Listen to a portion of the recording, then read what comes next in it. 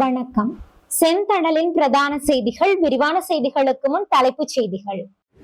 தையிட்டி திஸ்ஸவிகாரை அமைந்துள்ள காணிகளை மீள கையளிக்க கோரி காணி உரிமையாளர்களால் இன்று போராட்டம் முன்னெடுக்கப்பட்டுள்ளது.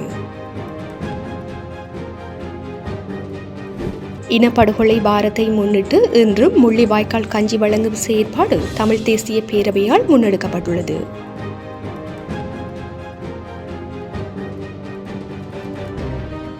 கடந்த 24 மணி நேரத்தில் நாட்டில் மேற்கொள்ளப்பட்ட சுற்றிவளைப்பு நடவடிக்கையின் போது 360 பேர் கைது செய்யப்பட்டுள்ளனர்.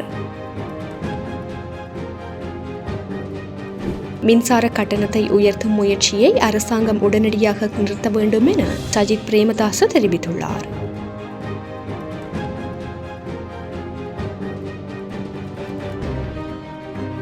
இலங்கைக்கான வாகன இறக்குமதி நடவடிக்கைகளை படிப்படியாக அதிகரித்து வருவதாக தெரிவிக்கப்பட்டுள்ளது.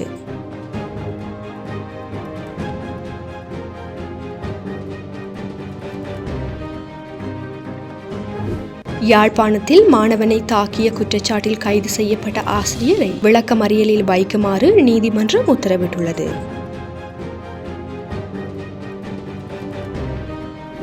வெசாக் தினத்தை முன்னிட்டு பொது மன்னிப்பின் அடிப்படையில் நாடு முழுவதும் 388 கைதிகள் விடுதலை செய்யப்பட்டுள்ளனர்.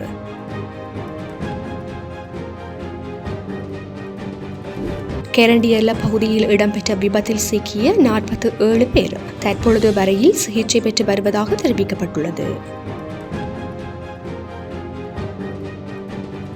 இந்தியாவில் மூடப்பட்ட 32 விமான நிலையங்களை மீண்டும் திறக்க இந்திய மத்திய அரசு உத்தரவிட்டுள்ளது.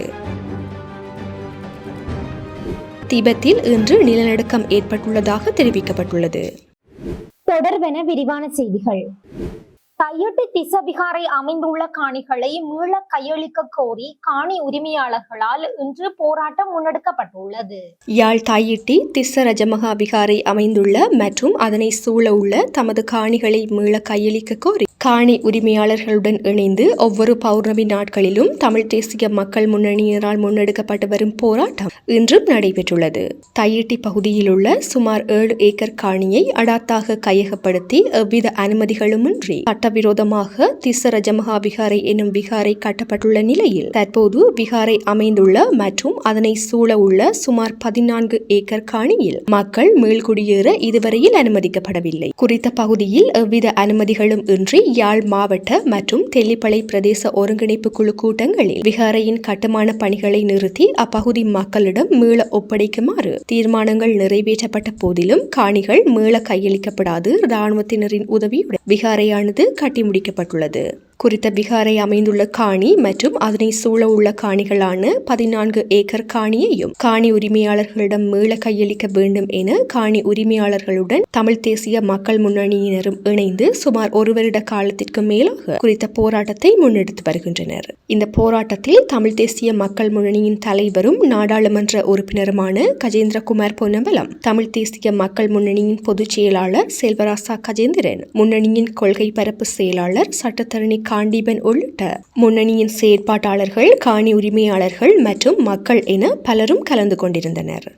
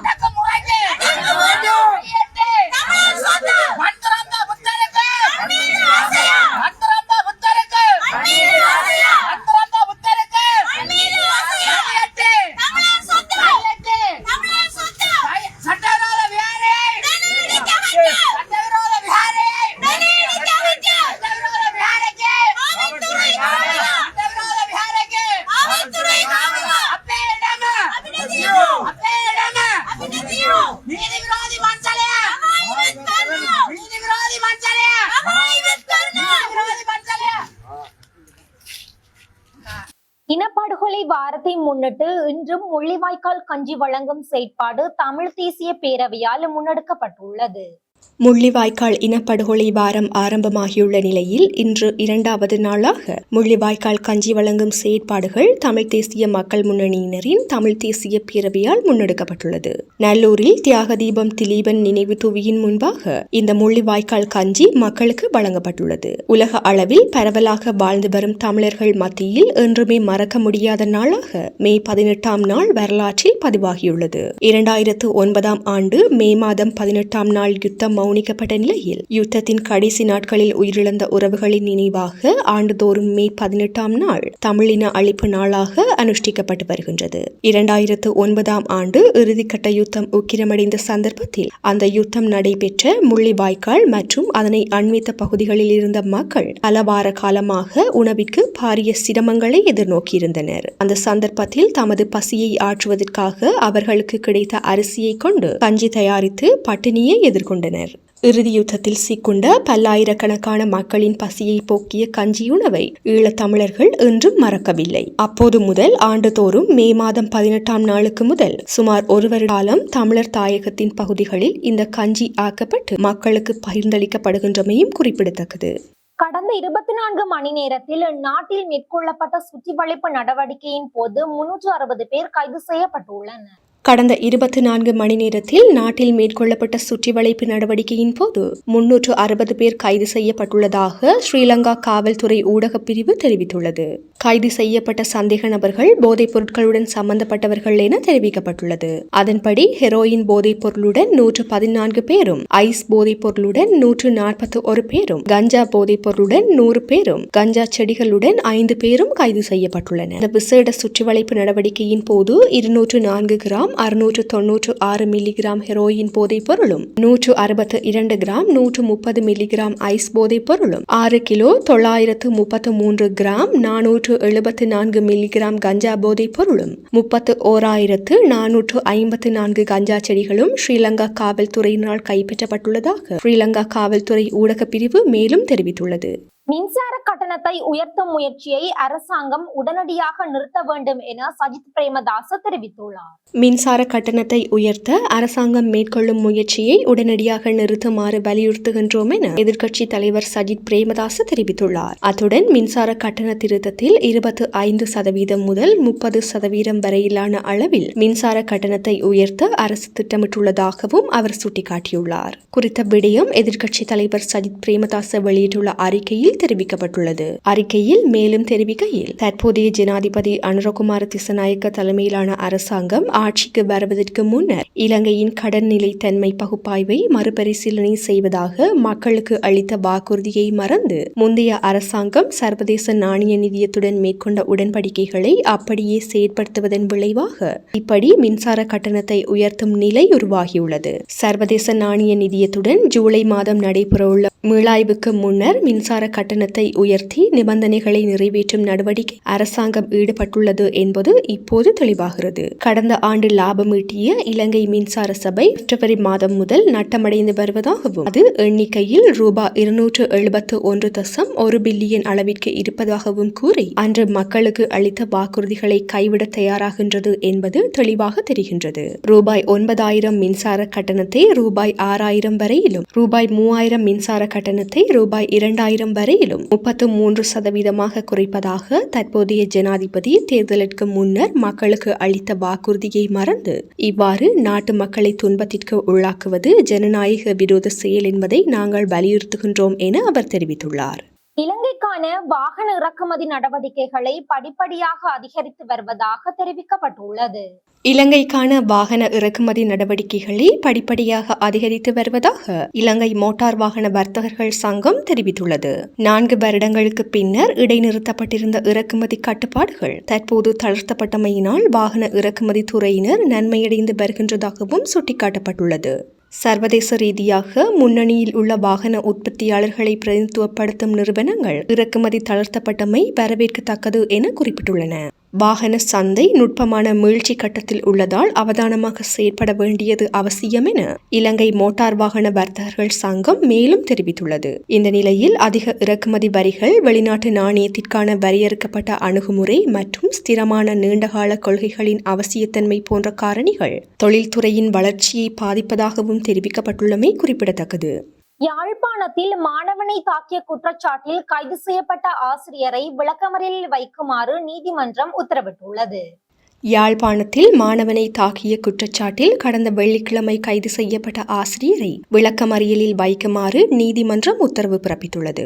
மல்லாகம் நீதவான் நீதிமன்றம் இந்த உத்தரவை பிறப்பித்துள்ளதாக வட்டுக்கோட்டை ஸ்ரீலங்கா காவல்துறையினர் தெரிவித்துள்ளனர். வட்டுக்கோட்டை சித்தங்கேணி பகுதியில் தனியார் கல்வி நிலையம் ஒன்றில் வகுப்புக்கு வருகை தரும் மாணவன் ஒருவன் பட்டப்பெயர் கூறி அழைத்ததாக தெரிவித்து மாணவரை ஆசிரியர் வகுப்பு வேளையில் அடித்து தாக்கியுள்ளார். இந்த நிலையில் மாணவனின் பெற்றோர் வட்டுக்கோட்டை ஸ்ரீலங்கா காவல் நிலையத்தில் செய்த முறைப்பாட்டிற்கு அமைய ஆசிரியர் கைது செய்யப்பட்டு மல்லாகம் நீதவான் நீதிமன்றத்தில் முன்னிலைப்படுத்தப்பட்டுள்ளார். இதன்போது கைது செய்யப்பட்ட தனியார் கல்வி நிலைய ஆசிரியரை எதிர்வரும் 14 நாட்கள் விளக்கமறியலில் வைக்குமாறு நீதவான் உத்தரவிட்டுள்ளார். வெசாக் தினத்தை முன்னிட்டு பொது மன்னிப்பின் அடிப்படையில் நாடு முழுவதும் 388 கைதிகள் விடுதலை செய்யப்பட்டுள்ளனர். வெசாக் தினத்தை முன்னிட்டு பொது மன்னிப்பின் அடிப்படையில் கைதிகள் விடுதலை இடம்பெற்ற நிலையில் வவுனியா சிறைச்சாலையில் இருந்தும் 7 கைதிகள் விடுதலை செய்யப்பட்டுள்ளனர். நாடளாவிய ரீதியில் 388 கைதிகள் ஜனாதிபதியின் பொது மன்னிப்பின் கீழ் வெசாக் தினத்தை முன்னிட்டு இன்று விடுதலை செய்யப்பட்டனர். இதன் அடிப்படையில் வவுனியா சிறைச்சாலையிலும் சிறு குற்றங்களோடு சம்பந்தப்பட்டவர்கள் 7 பேர் விடுதலை செய்யப்பட்டனர். வவுனியா சிறைச்சாலை அத்தியட்சகர் PWH மதுசங்க தலைமையில் கைதிகள் விடுவிப்பு இடம்பெற்றிருந்தது. கெரண்டி எல்ல பகுதியில் இடம்பெற்ற விபத்தில் சிக்கிய 47 பேர் தற்பொழுது வரை சிகிச்சை பெற்று வருவதாக தெரிவிக்கப்பட்டுள்ளது. ரம்போடை கெரண்டி எல்ல பகுதியில் நேற்று அதிகாலை இடம்பெற்ற கோர விபத்தில் சிக்கிய 47 பேர் தற்பொழுது வரை சிகிச்சை பெற்று வருவதாக தெரிவிக்கப்பட்டுள்ளது. கதிர்காமத்திலிருந்து நுவரெலியா வழியாக குருநாகல் நோக்கி பயணித்த இலங்கை போக்குவரத்து சபைக்கு சொந்தமான பேருந்து ஒன்று நேற்று இவ்வாறு விபத்துக்குள்ளானது. இவ்விபத்தில் சிக்கி 23 பேர் உயிரிழந்திருந்தனர். இந்த நிலையில் தற்போது வரையில் 47 பேர் வரையில் சிகிச்சை பெற்று வருவதுடன் சிகிச்சை பெற்ற 7 பேர் வீடு திரும்பியுள்ளதாகவும் தெரிவிக்கப்பட்டுள்ளது. இனி சர்வதேச செய்திகள். இந்தியாவில் மூடப்பட்ட 32 விமான நிலையங்களை மீண்டும் திறக்க இந்திய மத்திய அரசு உத்தரவிட்டுள்ளது. இந்தியாவில் மூடப்பட்ட 32 விமான நிலையங்களை மீண்டும் திறக்க இந்திய மத்திய அரசு உத்தரவிட்டுள்ளது. எல்லையோர மாநிலத்தில் உள்ள 32 விமான நிலையங்களை மே 9ஆம் நாள் முதல் வரும் மே 15ஆம் நாள் காலை 5:29 மணி வரை மூட இந்திய மத்திய அரசு உத்தரவிட்டிருந்தது. இந்த நிலையில் மூடப்பட்ட 32 விமான நிலையங்களை மீண்டும் திறக்க இந்திய மத்திய அரசு உத்தரவிட்டுள்ளது.